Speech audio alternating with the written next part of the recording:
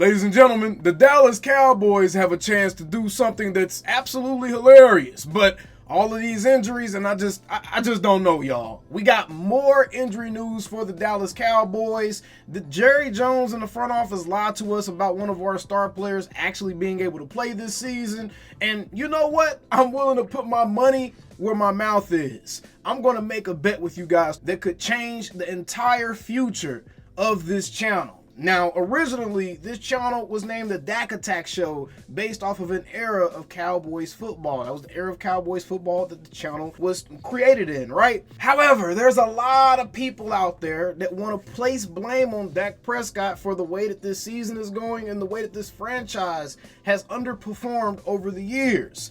Now we have a chance to see what this Dallas Cowboys team looks like without Dak Prescott at the helm, and Cooper Rush / Trey Lance is going to have a chance to make a name for themselves in the Big D. What I want to talk about today is the fact that we will change our channel name. We will go to the channel name that I already had stashed once Dak Prescott's career here was over. I was already going to change the channel name anyways, but to prove a point, to put my money where my mouth is, if Cooper Rush and/or Trey Lance plays better than Dak Prescott has played this season, and they lead the Cowboys to a playoff berth, we will be moving to our base channel name that was going to be after the Dak Prescott era was done anyways. Now that bet is on the table, y'all book it. I'm serious. Y'all know I'm a man of my word, man. I've been up here with egg on my face and all kind of stuff. Y'all book it. That's how confident I am that this Cowboys team is going to continue to look like a dumpster fire. And Cooper Rush and/or Trey Lance isn't going to change anything about that. And all those people that felt like that one of those guys was going to do a much better job than a Dak Prescott, all of you guys are going to be wrong. And if you're not, then you get to celebrate not having to see this channel called the Dak Attack Show anymore, and we'll move to our actual channel name. And if anything, it gives us all a reason to still be invested in this season other than just looking at draft picks. Let's get right into it. We got more bad news that's going to make that bet a little bit harder to accomplish for old Cooper Rush and Trey Lance. But first, be sure to head over to betus.com to place bets on all of your favorite NFL matchups with America's favorite sportsbook that also happens to be the sponsor of today's video.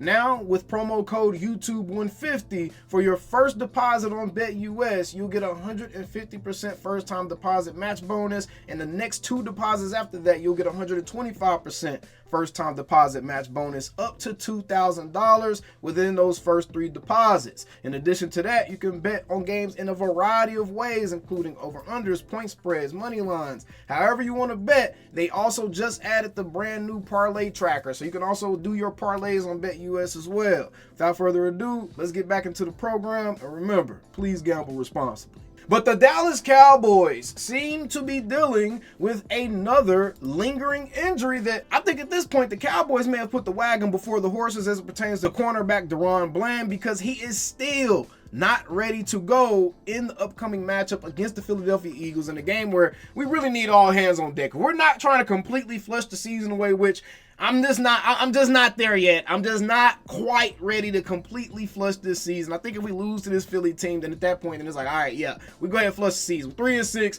trying to make the playoffs is an extremely uphill battle. Rest everybody, and let's try to get the highest draft pick possible at that point. But I think that the Cowboys beating the Philadelphia Eagles will just make that fan base implode, and I think that more than anything else would be just amazing for us. I think that would be a little bit of respite for Cowboys fans after a tumultuous beginning to the season. But we would have to do it without Daron Bland because he's still not ready from that foot injury. And it's strange because around week 6, he was supposed to be potentially coming back, but then he suffered a setback with that injury. That's the reason we've seen him go from looking like he could possibly return to all of a sudden it seems like he's just never going to come back, is because they did say, it kind of went under the radar, they did say he suffered a slight setback with that foot injury. So I'm willing to bet the Cowboys are trying to be extremely cautious. And you have to remember, Daron Bland is going to be up for a contract, I believe, either after this season or after next season, but he is going to be up for a contract pretty soon. So this kind of helps the Cowboys as well as far as their negotiations of being like, hey man, you missed almost a full season with injury. We're going to have to take a couple of dollars off the top of that salary, right? So I think that this is a little bit of front office finagling going on here with the Daron Bland injury, but he also probably still is actually a little bit injured. But I'm willing to bet if you would tell him that he had to play, you know what I'm saying, to put food on the table for his family, I'm willing to bet he can go out there and play right now. But I think the Cowboys are erring on the side of caution with a lot of these things this season, particularly because even though they won't tell us outright, they know this season is a complete uphill battle at this point. I mean, and you can even tell this by Jerry's explanation for going out and getting Jonathan Mingo. He actually openly admitted that while he does believe Jonathan Mingo could help us this season a little bit, that move was more about the future. And what's really concerning about this is Jerry spent quite a bit of time bloviating about how high of a draft grade they had on Jonathan Mingo coming out of college and how they were disappointed walking away from that draft because they didn't get a chance to draft him. That concerns me because it really sounds like, by the way he was talking about Jonathan Mingo, it really sounds like he's gearing up for an excuse in this upcoming draft as to why they didn't draft a receiver in the first couple of rounds or why they didn't draft a receiver high or something like that. I'm willing to bet he's going to be like, well, we already got Jonathan Mingo on the books, so that's essentially like the receiver that we drafted. And I already thought that when he made that trade. And him making these statements on the radio station when he was talking to these guys, that was a little bit concerning. Stephen Jones talked to the San Antonio Sports Star as well about Jonathan Mingo, and he also admitted that the future was a big part of getting him. So the Cowboys at this point themselves, they're gearing up for next season. I think the Cowboys themselves have almost mailed it in. Unless Cooper Rush or Trey Lance can come in and do the impossible and make this Cowboys team look a lot better and make it really look like Dak Prescott was the problem. And look, if those two guys come in and they're dealing with the same circumstances that Dak's dealing with, a shoddy offensive line, a run game that's not really working, all of a sudden we get Cooper Rush come in or Trey Lance come in and the offense just looks amazing and the team starts to take off, then you got to have some real conversations. That's just being an objective sports fan. It's like, okay, what was an issue? What was going on to where Cooper Rush or Trey Lance was able to come in and make this team look 1,000 times better than they did with Dak Prescott?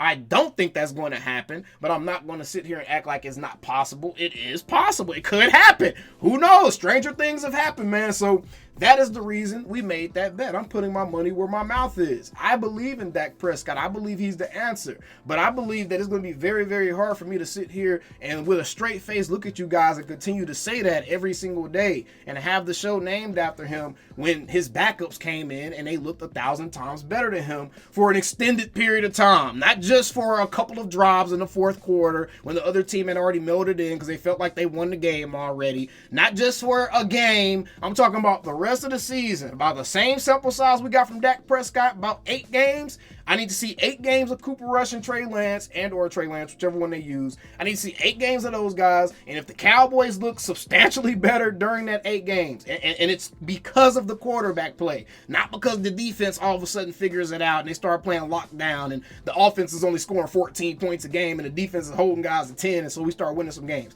Not situations like that. The offense has to look better, and the defense cannot be the reason that the team is winning. That is the only way that bet is disqualified. Even if we make the playoffs, and if Cooper Rush is out here looking like absolute poo, but the defense starts to play like the 2000s Ravens team or something, then clearly, we know what really happened there. And it's not even a question about the quarterback. It's just that Mike Zimmer and Micah Parsons and Marcus Lawrence and Daron Bland and some of these guys started coming back and getting healthy, and the team started playing better subsequently. But I don't think that's going to happen. So I think I'm pretty safe, and I think the channel name's safe. But either way, it's on tape now. It's on tape. Y'all see it. Y'all see it. Y'all done heard me say it, so I can't take it back at this point. And like I said, I already had another channel name anyways. This channel actually has a secondary name. Y'all just don't know it because I don't want nobody stealing it. And again, that just makes it more exciting for y'all to keep watching the channel now because y'all get to see how that's going to play out, right?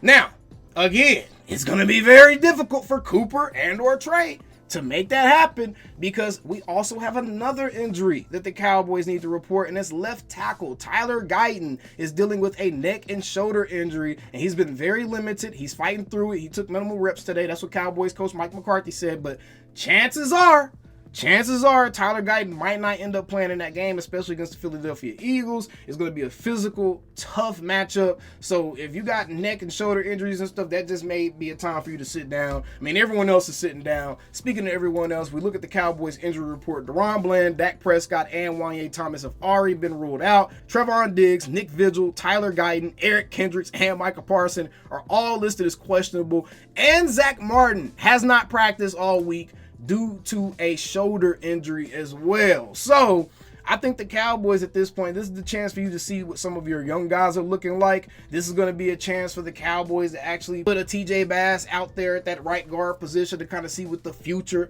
of that position could possibly look like. Or do they need to go out and get another right guard? Do they need to kick Tyler Smith out the left tackle and bring TJ Bass in at left guard and let Zach Martin start at right guard and keep Terrence Steele the revolving door at right tackle? What do we need to do with that? Hell, as big as Jonathan Mingo is, they may be able to use him as one of their offensive linemen. Who knows? But the Cowboys definitely have their work cut out against them against the Philadelphia Eagles. You've seen the injuries. We all know the circumstances they're dealing with. This is a struggling team. Everything about the team just looks kind of off right now. Just overall, everything about the team just looks a little bit off. But the one thing we can't hang our hat on is Cooper Rush is 5-1 in his career as a starter, the highest winning percentage by any quarterback since 2021 with at least as many starts as him. So maybe Cooper Rush can pull off some more Cooper magic. Who knows against Philadelphia Eagles? I know one thing. If he beats them, that fan base is going to implode. But again, that friendly wager is in full effect, y'all. So let's have a little bit of fun here and let's raise the stakes a little bit. I'm going to really put my money where my mouth is because we still the same old Cowboys. Calling me, texting me, paging me, asking me, am I still them boys? Y'all usually check on me. Listen. I'm still them boys. Hey! Woo! Oh, shut up, my boy. Hey! I'm still them boys.